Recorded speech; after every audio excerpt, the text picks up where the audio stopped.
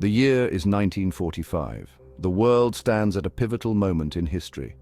World War II, a conflict that ravaged nations and reshaped the globe, has finally come to an end. The war left behind a trail of destruction, with cities reduced to rubble and millions of lives lost. Victory is declared, but the celebration is short-lived. The joy of peace is overshadowed by the looming shadows of a new conflict. A new struggle emerges from the ashes, the Cold War. This was not a war of guns and bombs, but a war of ideologies and influence. It wasn't a war fought on traditional battlefields with tanks and trenches. Instead, it was a war of espionage, propaganda, and political maneuvering.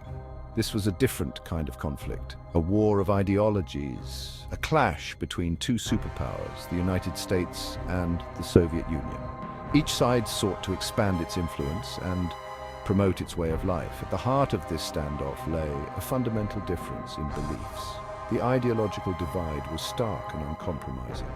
The United States, a champion of democracy and capitalism, advocated for free markets and individual liberties.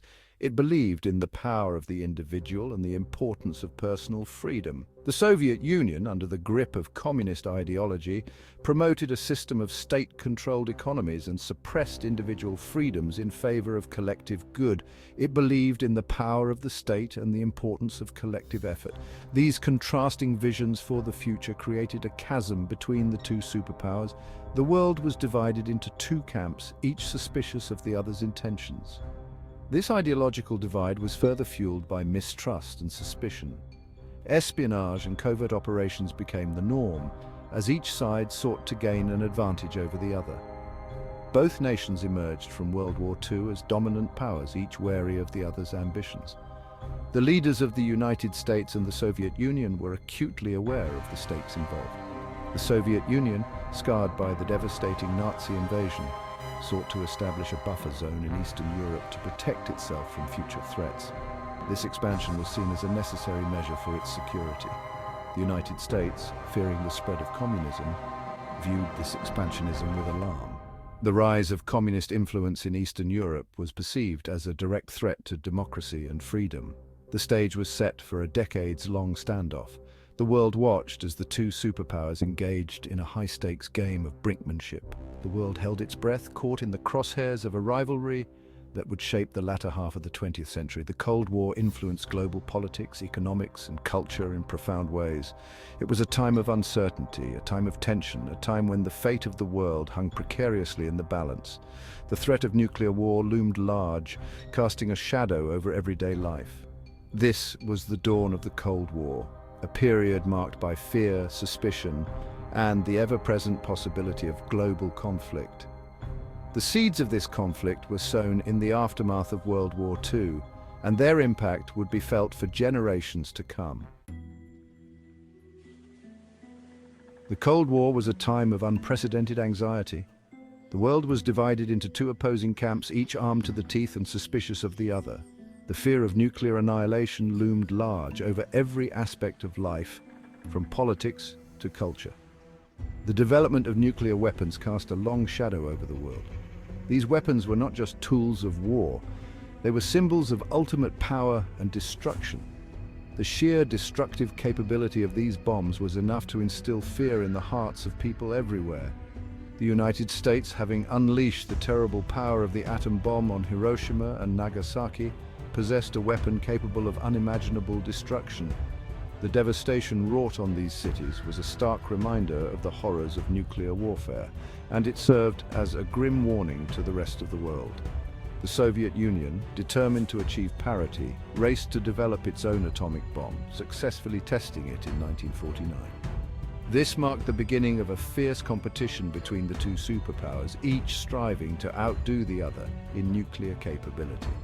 The nuclear age had dawned, and with it, a terrifying new reality. The possibility of total annihilation became a constant undercurrent in international relations, influencing decisions and shaping policies. The world now lived under the constant threat of annihilation. Civil defense measures such as duck and cover drills and the construction of bomb shelters became commonplace as people tried to prepare for the unthinkable. Both superpowers engaged in a frantic arms race, building ever larger and more powerful nuclear arsenals. The stockpiling of these weapons created a precarious balance of power where any misstep could lead to catastrophic consequences. The concept of mutually assured destruction, or MAD, emerged, a chilling doctrine that held that any nuclear attack would inevitably lead to retaliation, resulting in the destruction of both the aggressor and the defender. This doctrine was meant to deter any rational actor from initiating a nuclear conflict, but it also meant that the stakes were unimaginably high. The arms race became an obsession, consuming vast resources and driving technological innovation. Scientists and engineers worked tirelessly to develop more advanced and more deadly weapons, pushing the boundaries of what was technically possible.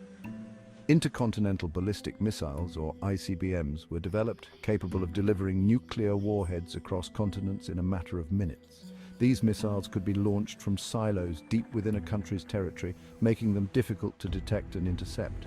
Submarine-launched ballistic missiles, or SLBMs, added another layer of complexity and terror to the equation. These missiles could be launched from submarines hidden beneath the ocean's surface, making them nearly impossible to track and providing a second strike capability. The world watched in fear as the doomsday clock ticked closer to midnight. This symbolic clock, maintained by the Bulletin of the Atomic Scientists, represented the likelihood of a global catastrophe. As tensions rose and the arms race escalated, the clock's hands inched ever closer to the fateful hour, serving as a stark reminder of the perilous times. The rivalry between the United States and the Soviet Union extended beyond the Earth's atmosphere. The space race became another dramatic arena for this global competition. In 1957, the Soviet Union launched Sputnik, the first artificial satellite to orbit the Earth. This unprecedented feat sent shockwaves through the United States, igniting a fierce competition for supremacy in space. The space race captured the imagination of the world. It was a tangible manifestation of the technological prowess and ideological competition between the two superpowers.